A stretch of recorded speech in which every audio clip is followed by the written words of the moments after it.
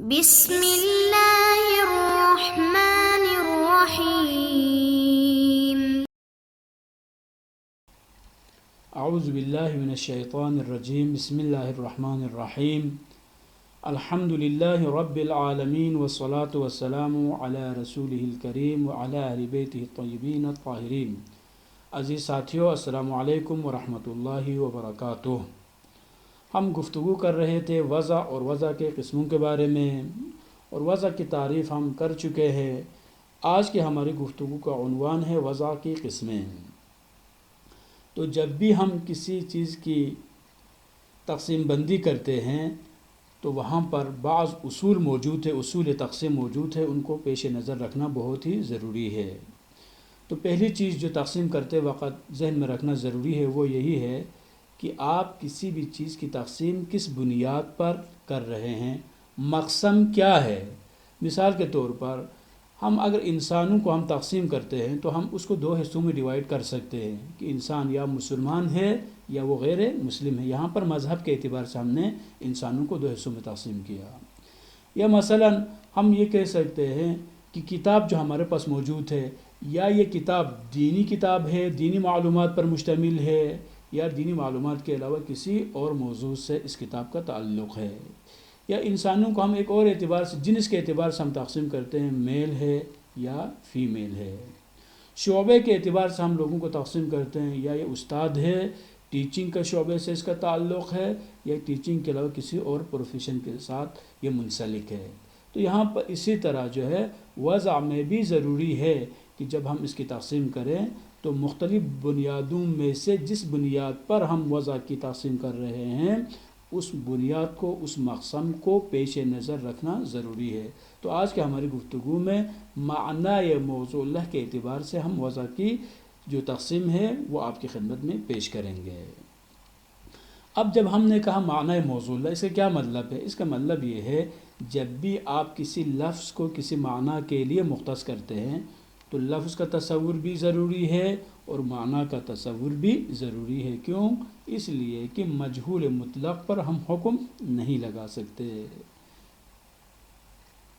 بس یہاں پر وضع جب ہم کر رہے ہیں کسی شے کے لیے، کسی لفظ کو وضع کر رہے ہیں تو وہاں پر کیا کریں گے؟ وہاں پر ہم لفظ کا بھی تصور کریں گے اور معنی کا بھی تصور کریں گے، چونکہ تصور کے بغیر وضع کرنا درست نہیں ہے۔ تو اب یہاں پر تصور، جب ہم نے تصور کی بات کی ہے تو یہاں پر وضع مقام تصور میں وضع کی کچھ قسمیں بنتی ہے، مقام امکان میں اس کی چند قسمیں بنتی ہے، اور مقام وقوع کے اعتبار سے اس کی چند قسمیں بنتی ہے۔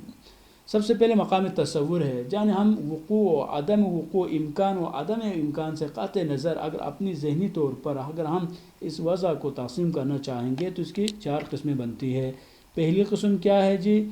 پہلی قسم ہے وضع خاص اور موضوع اللہ خاص۔ وضع خاص موضوع اللہ خاص کا مطلب یہ ہوتا ہے جس معنی کو لحاظ کیا گیا ہے وہ معنی جزئی ہے، جو یعنی جزئی کا مطلب یہ ہے کہ وہ شے جو ایک سے زائد پر صدق نہیں آتی ہے اس کو جزئی کہا جاتا ہے۔ بس معنی موضوع اللہ خاص ہے اور ہم لفظ کو بھی اسی معنی موضوع اللہ کے لیے جس کو ہم نے بنفسہ تصور کیا ہے اسی کے لیے وضع کرتے ہیں۔ جیسے کسی کا کوئی بچہ پیدا ہوا تو ہم نے اس بچے کا نام رکھا، کیا نام رکھا؟ عبداللہ نام رکھا۔ تو یہ کیا ہے؟ یہ عبداللہ ایک نام ہے، کس کے لیے؟ کسی بچے کے لیے۔ تو وہ بچہ بھی خاص ہے اور یہ نام بھی کیا ہے؟ اسی خاص معنی کے لیے ہم نے مختص کیا ہے۔ دوسری جو قسم ہے وضع عام اور موضوع اللہ عام۔ وضع موضوع اللہ عام کا مطلب یہ ہوتا ہے کہ جس معنی کو ہم نے تصور کیا تھا وہ معنی کلی ہے، اس کے بہت سارے مصادیق موجود ہے، اس کے بہت سارے افراد موجود ہیں۔ ہم کیا کرتے ہیں؟ اس معنی کلی کا تصور کرتے ہوئے لفظ کو اسی معنی کلی کے لیے ہی ہم کیا کرتے ہیں؟ وضع کرتے ہیں۔ یہاں پر بھی وہ معنی کلی جس کو ہم نے تصور کیا ہے وہ بھی بنفسی ہے اور وضع بھی بنفسی ہم اسی معنی کے لیے کر رہے ہیں۔ اس کی جو مثال ہے وہ ہے اسماء اجناس کی مثال ہے، مثلا قلم، کتاب، انسان، حیوان۔ اس حیوان میں بھی مثلا بھیڑ، بکری، یہ کیا ہے؟ یہ سارے کے سارے اسماء اجناس ہے۔ قلم جب میں کہتا ہوں تو قلم سے ایک قلم نہیں ہے، قلم کہتا ہوں تو اس کے بہت سارے مصادیق موجود ہیں۔ اگر میں کتاب کہتا ہوں تو کتاب میں کتنی کتابیں، ہزاروں لاکھوں کتابیں موجود ہیں، مثلا قرآن بھی ایک کتاب ہے، احادیث کی کتاب بھی کتاب ہے، مختلف اخلاقی موضوعات پر جو کتابیں لکھی گئی ہیں وہ بھی تو کتاب ہے. تو یہ کیا ہے؟ یہ ساری کتاب ہے. اور تیسری جو قسم ہے وہ ہے وضع خاص اور موضوع اللہ عام. وہ معنی متصور جس معنی کا لحاظ کیا گیا ہے وہ معنی کلی ہے، لیکن جب ہم وضع کرتے ہیں تو اسی معنی کلی کے لیے وضع نہیں کرتے، بلکہ اس کلی کے مصادیق میں سے کسی مصداق کے لیے ہم کیا کرتے ہیں؟ وضع کرتے ہیں. اس کی مثال علماء دیتے ہیں، حروف کی مثال دیتے ہیں. حروف کا وضع کیا ہے؟ وضع عام ہے اور موضوع اللہ خاص ہے. اور چوتھی قسم ہے وہ ہے وضع خاص اور موضوع اللہ عام. وضع خاص موضوع اللہ عام کا مطلب یہ ہے کہ جس معنی کو ہم نے لحاظ کیا وہ معنی جزئی ہو، اور جس کے لیے ہم وضع کریں وہ کیا؟ وہ کلی ہو، وہ عام ہو. تو اس قسم کو کہا جاتا ہے وضع خاص موضوع اللہ خاص. بس یہ 4 صورتیں بنی تھی مقام تصور میں. اب ہم بات کریں گے کہ کیا مقام امکان میں بھی 3 قسمیں بنتی ہے، 4 قسمیں بنتی ہے، 2 قسمیں بنتی ہے، کتنی قسمیں بنتی ہے، اور وہ قسمیں کون کون سی ہے؟ یہ صرف تھا مقام تصور کے اعتبار سے، لیکن مقام امکان میں وضع کی صرف 3 قسمیں ممکن ہے، چوتھی قسم ممکن نہیں ہے. پہلی قسم کیا ہے جو ممکن ہے؟ وضع خاص اور موضوع خاص. جیسے کہ ہم سب کا نام جو ہے وضع خاص موضوع خاص ہے، اور اس کے ممکن ہونے کی دلیل کیا ہے؟ جیسا کہ فلسفے میں ہم بیان کرتے ہیں کہ کسی بھی چیز کے ممکن ہونے کی سب سے بڑی دلیل کیا ہے؟ خود اس چیز کا واقع ہونا ہے. ہم سب کا نام کیا ہے؟ وضع خاص اور موضوع خاص کی ایک بہترین مثال ہے.